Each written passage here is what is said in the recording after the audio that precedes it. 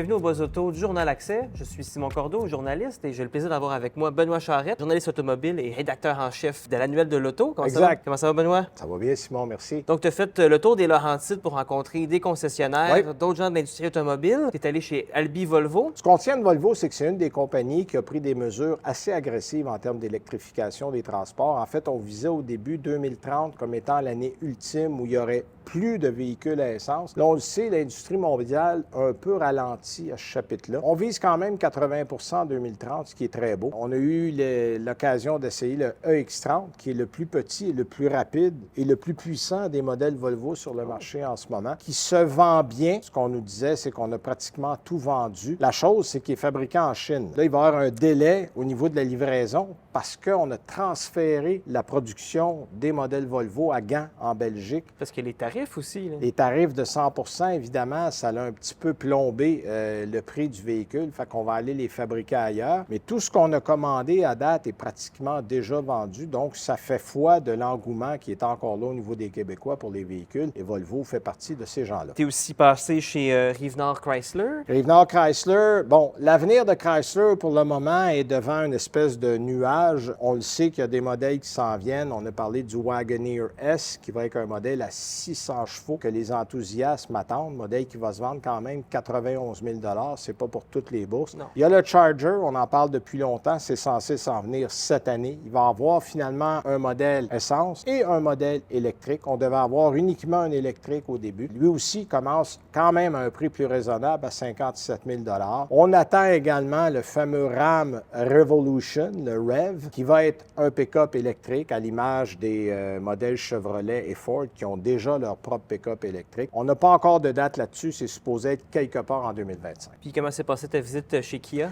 Il y a beaucoup de véhicules électriques chez Kia. Là, on est arrivé dans la cour chez Kia des Laurentides. Colin Robitaille, qui était là, nous disait, écoute, des véhicules, en voulez-vous? On en a. Et même si la cour est pleine, il dit, le modèle arrive, puis il est parti. Tout ce qui rentre se vend rapidement. Des EV6, il y en a de toutes les grandeurs, toutes les sortes, toutes les couleurs. On a beaucoup de Niro, qui est un des modèles les plus intéressants en électrique présentement. Les EV9, il y a des EV3 qui s'en viennent. Les Coréens sont en ce moment les gens les plus agressifs ou les compagnies automobiles les plus agressives sur le marché. Les concessions fonctionnent bien parce qu'on a des gens qui y croient, puis on a des gens pour les acheter aussi. Mais il n'y a pas juste les concessionnaires automobiles, là. Il y a toute l'industrie automobile autour. Oui. Je crois que tu as visité un atelier de mécanique spécialisé en véhicules électriques. En fait, Garage EMP, qui est à Saint-Jérôme, c'est intéressant parce que ce qu'il faut comprendre, c'est que là, l'électrique arrive en concession, mais dans peu de temps, en fait, c'est déjà commencé. Il va falloir entretenir ces véhicules-là hors garantie et les ateliers mécaniques devront devenir aussi des ateliers électriques. Et chez EMP, on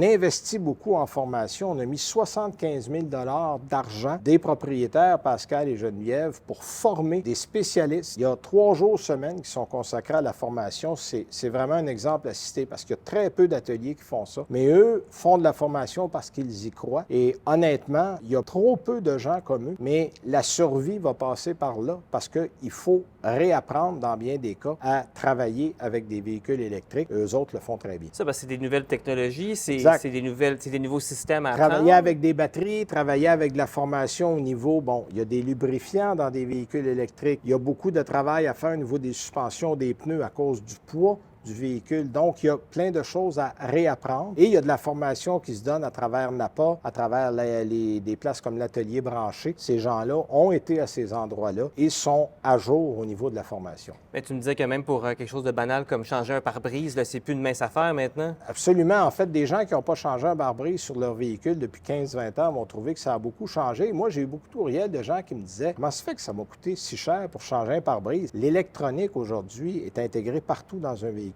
Autrefois, il y avait un pare-brise pâle foncé ou un peu beige. On changeait ça, on remettait l'ancien. Merci, bonjour, monsieur, madame, vous pouvez y aller. Aujourd'hui, il faut recalibrer l'électronique. Certains modèles, quand on était en visite, il y avait une Tesla qui était là. Le propriétaire Benoît Monette me disait, celui-là, on n'a pas besoin d'y toucher parce que lorsque vous repartez avec le véhicule, le système se recalibre de lui-même en roulant. Mais c'est pas le cas de tous les véhicules. Il y a des véhicules qu'il faut prendre la route et on a des espèces de cibles, c'est des grands tableaux. Puis Puis, il nous montrait, là, comme Porsche et Volkswagen, c'est un tableau. Toyota, c'est un autre tableau. Il faut calibrer en fonction du tableau, aller sur la route, revenir et certifier que la calibration qu'on a faite est correcte. Et on remplit un certificat pour, d'une part, se protéger, dire au client, voici, ça a été recalibré de manière professionnelle. Et évidemment, ça prend plus de temps à faire ça, donc il y a des coûts qui sont associés, mais même des choses aussi simples que changer un pare-brise, ça a beaucoup changé. Donc, comme tu le disais, il faut former les gens pour ces nouvelles technologies-là. Exact. Une fois que tu es allé à la formation professionnelle en automobile au CEP de Saint-Jérôme, voilà, pour voir comment ça se passait. Et l'industrie doit suivre, parce que ce qu'on forme à l'école sont les mécaniciens, techniciens,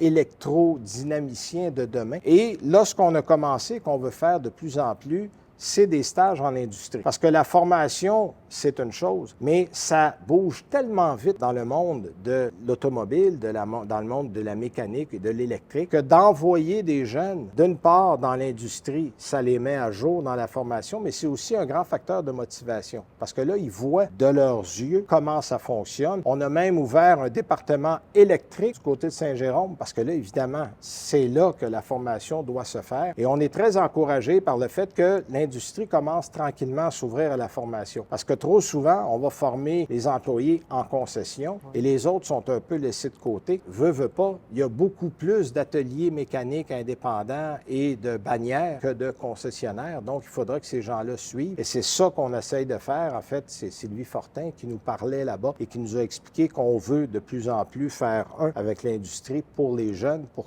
qu'eux soient plus en mesure de rentrer dans ce métier-là avec les bons outils. Bien, merci beaucoup, Benoît. Un plaisir, Simon.